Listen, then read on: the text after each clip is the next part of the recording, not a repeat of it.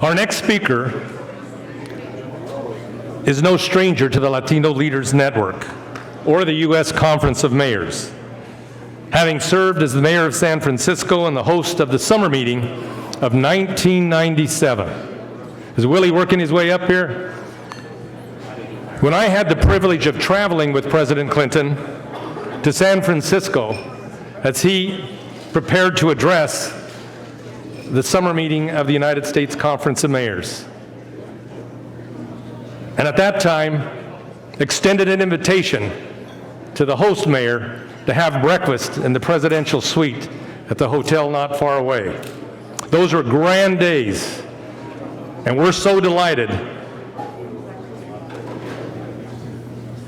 that Speaker Willie Brown is with us today to present Antonio Villaraigosa, who will in turn pay tribute to our honoree, Mayor Eric Garcetti. Please welcome Willie Brown.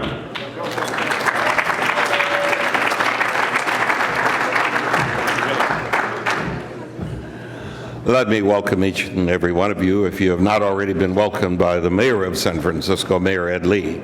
We are just delighted, Mayor Johnson, as the president, that you called and offered us the opportunity to play host to all of these people from throughout America. And we hope that you are really enjoying yourself.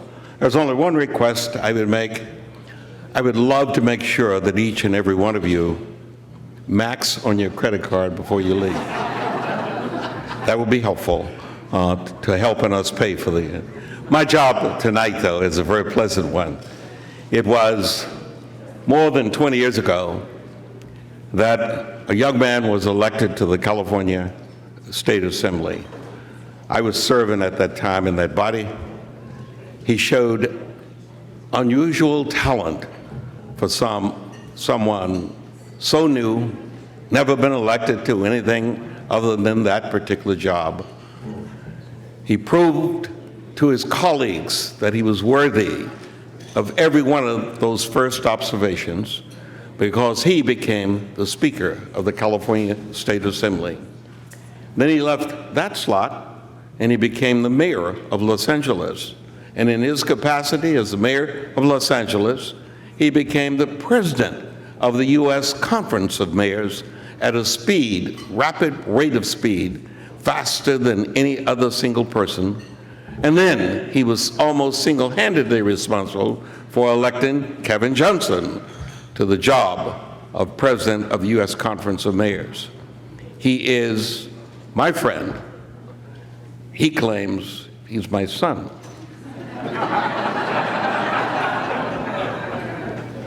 I do a lot of things, but I don't remember. Ladies and gentlemen, the former mayor of Los Angeles, former president of this august body, Antonio Villaraigosa.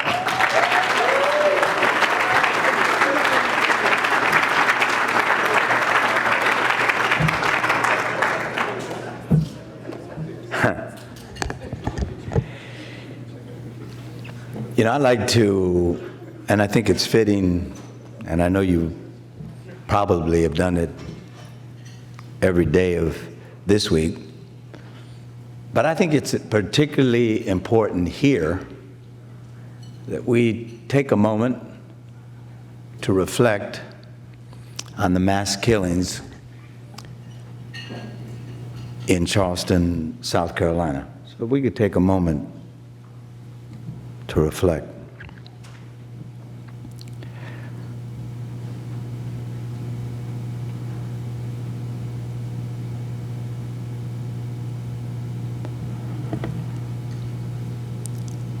I think we all have been devastated by the hate that still exists in this great country of ours.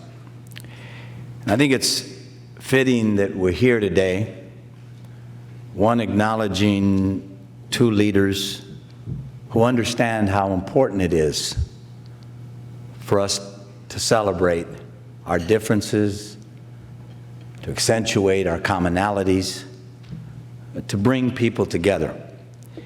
In that vein, before I begin, let me just acknowledge Willie Brown, wherever he is.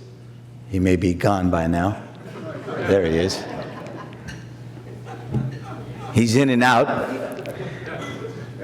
He says he was in and out of Los Angeles 62 years ago. I don't think so. But we do look a lot alike.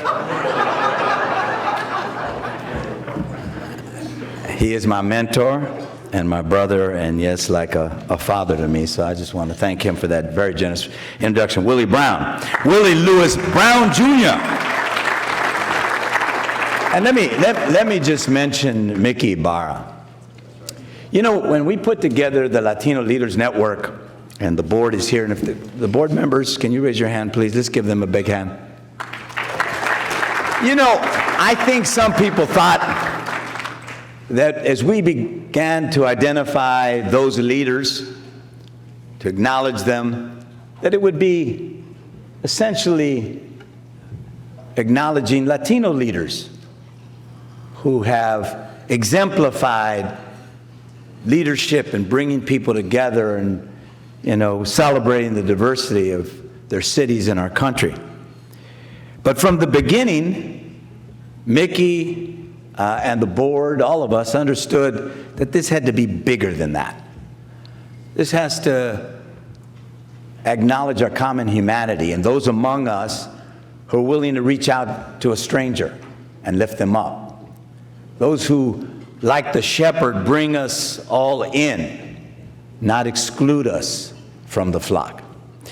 And Mickey has been doing that with Latinos, with African Americans, Asian Americans, across culture and race and ethnicity and orientation for many, many years. Let's give him a big hand, Mickey Ibarra. And before I acknowledge our honoree on this, there's two honorees tonight, but the one that I will introduce, I want to acknowledge the chairman's honoree, George Gascon. Because George Gascon and I go way, way back. Some of you know he was a high-ranking assistant chief way back when in Los Angeles, a progressive law enforcement individual who understood that nobody's above the law, not a politician, not a priest, and not a police officer, and understood very importantly the importance of community and constitutional policing.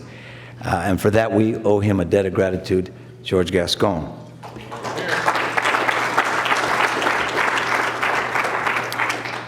I actually get to introduce someone like a brother, a little brother, because a little older. And Mr. Brown, we actually do look alike. Just kidding. Eric Garcetti. Now you heard our president mention his leadership when the issue of the racist and comments by Mr. Sterling, an MBA owner in Los Angeles, and what he did to kind of galvanize the community. You know, I got to work with Mayor Garcetti when he was president of the council. In fact, he was president of the council for virtually the entire period that I was mayor of Los Angeles. I knew him before that, when I ran in 2001 and he was on my kitchen cabinet. And the one thing you saw about Mayor Garcetti was not just his intellect, and he's a Rhodes Scholar if you don't know. He is a very intelligent man, but also understood the essence of what LA was about. He represented a part of the city that was as diverse as any part of the city in a city that's as diverse as virtually any city anywhere in the world. In fact, what makes us different is that about 67% of LA comes from Africa, Asia, and Latin America. So when I say we're diverse, there are a lot of cities that are diverse, New York and London and others, but there are few in the United States that have this concentration of communities of color. And Mayor Garcetti, if you don't know, is a Jew through his mom, a Latino, and an Italian through his dad. And he understood from the beginning the opportunities that come with that. The opportunities to connect to those communities, to connect them to one another, to celebrate what the diversity we have in our town, and to embrace it. And in the years that I've known him in public life, and I've known him his entire time in public life, that's what he has stood for. And that's why we acknowledge him today. It is important in these times when some deranged individual walks into the house of God and kills other human beings for no other reason but their race, that we acknowledge and celebrate diversity, that we celebrate the differences, the commonalities, who we are as human beings. And Mayor Garcetti has done that his whole life. Now, I don't know what happens when Mayor Garcetti is finished as mayor. Something tells me he'll stay involved in public life.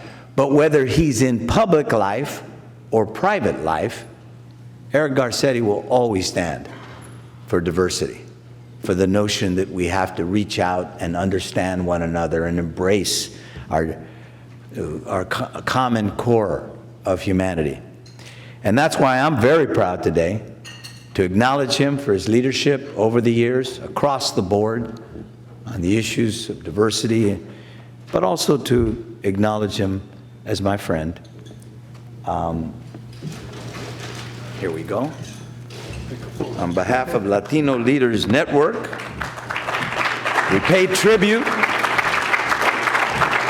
to the mayor of the city of Los Angeles, Eric Garcetti.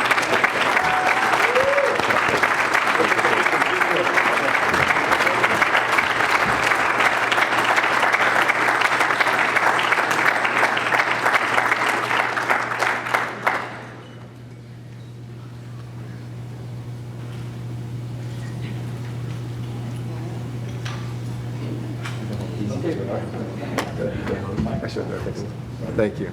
I'm a good staffer, so I'll hold it for him. Let's give it up for Antonio Villaraigosa, a man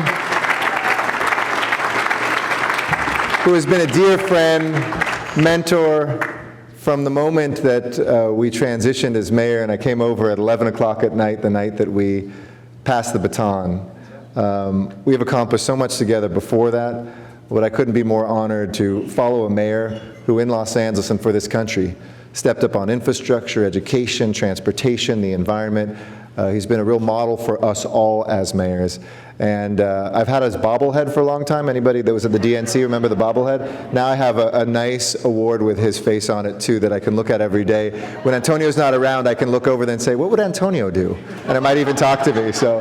But seriously, Antonio, thank you for being such a brother, such a friend, and such a great, not only local, but national leader. It means a lot to me. And Mickey Ibarra, who is the person who has built this up. I mean, look around this. This is something special you have built, Mickey. It is special that you have built this and that people come here across ethnicity, across geography, across the ages, to be able to come here together in the Latino Leaders Network. And I've been a proud attendee for many years. Thank you for honoring me. And to do that alongside George Gascon, El Cubano, somebody who has been an inspiration to me for many years and somebody great to serve with. We miss you still in Southern California, but congratulations up north as well. Thank you to Mayor Johnson, to everybody who is here. It is really amazing. I'm going to be very brief, but it is Father's Day today. And I was thinking about, as Antonio was speaking, this award. I am the product, un nieto de inmigrantes de Mexico. My grandfather born in the midst of Mexican Revolution and lost his father, who was hanged in Hidalgo del Parral in Chihuahua, where Pancho Villa was assassinated. And his mother, my great-grandmother, my bisabuela, picked him up and carried him over the border into Texas, and then to Los Angeles. Growing up, a lot of people think I grew up in politics because my dad was district attorney. He didn't run until the year I was graduated from college. So most of my lifetime, certainly my formative years, he was an anonymous line attorney in the in the district attorney's office in Los Angeles. I used to spend my weekends at my grandmother and grandfather's house. My grandfather married a wonderful and beautiful woman, Juanita Iberri Garcetti, when she took his name. One of 19 children, Mexican-American, born to 2 Mexican immigrants from Sonora. The largest family at the time in Superior, Arizona. The largest family actually in the United States. They got a visit from the president because my great-grandmother on that side was done, ladies, having 19 children at 36. Do the math. That's a real Mexican family. But that one weekend when I was spending the night at my grandparents' house, as my sister and I used to do, there was a man who came on the television. And my grandfather said, "I know that man. He's the mayor of Los Angeles, Tom Bradley." And I was so impressed that my very humble grandfather, who hadn't finished the 7th grade, who got in trouble when he was younger, knew the mayor of the city of Los Angeles. And I said, "How do you know him, Grandpa?" All excited to hear. And he said, "Well, when I was younger, and he was younger, he arrested me." So I don't know if it was this mayor that was our predecessor that came and inserted himself into his life, or when he met my grandmother, volunteered to go to World War II. As an original dreamer, by the way, he still wasn't a citizen, so he didn't have to, but he volunteered for the only country he knew, which is why I fight so hard for our dreamers now. Came back, had his citizenship, got a trade, became a barber, raised his family in South Los Angeles, and now his grandson is the 42nd mayor of Los Angeles. In a town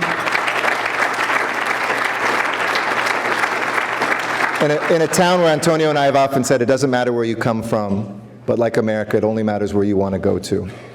And Antonio and I often tell the story of the founding of Los Angeles. We're actually a city that was a dusty pueblo before the nation's capital was even founded as a city in 1781.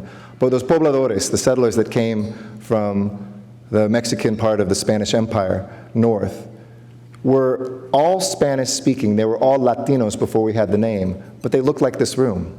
They traced their ancestry to Africa, over 24 of them, to Europe. There's even 2 that were classified as Chinos. They were actually Filipino brothers and sisters who set off on the party originally to come up. So in Los Angeles, we've always understood that Latinos can be black, they can be white, they can be Asian, they can be young, they can be old. Latino is, I hope, something that we will all embrace. You're not guests of a Latino network tonight. If you're not Latino, you are Latino. And in this country, when we look at this moment in time, I want to leave you with this piece of inspiration. We have a year that is like 2004 was to marriage equality, 1965 was to desegregation, 1965 was to the farm worker movement, the 1840s were for the women's right to vote in Seneca. We have to take this moment, which is the largest normalization of people's immigration status in American history, and make sure, not only as so many of you mayors have by signing on to the amicus brief that we put together against all those governors who challenged the executive action that our president very bravely took, because we had to remind them that sometimes mayors of cities have a bigger population than the states of those governors that signed on, that we will win in the courts. And when we do win in the courts, I'll give you one city. There's 550,000 people in Los Angeles who can come out of the shadows, put money on the table for our economy, improve their lives, and be just like my grandfather Salvador was, to make a life for themselves and make an America we can be proud of. As a mayor, I have realized the power that we have is to make change, to put, as I have, over half of our city commissioners make them women, and over half of them are Latinas. The first Latina chief of staff of a big city mayor in America, with Ana Guerrero, the daughter of farm workers, who wrote a beautiful thing in Huffington Post today on what it meant, having lost her father 2 years ago, but to grow up here in California, right next to those apple fields where her father, an immigrant from Guanajuato, worked. We have a responsibility to take the power that we have and this quilt that we have knitted together, and to make sure that Latino leaders exist in each one of us. So I'm ready to follow you, I'm ready to lead when you need, and I thank you for making that dream. When I was a young boy, I dreamed one day of winning the Antonio Villaraigosa Award, and now my dreams have come true. So thank you all very much. Muchísimas gracias, y cuídate.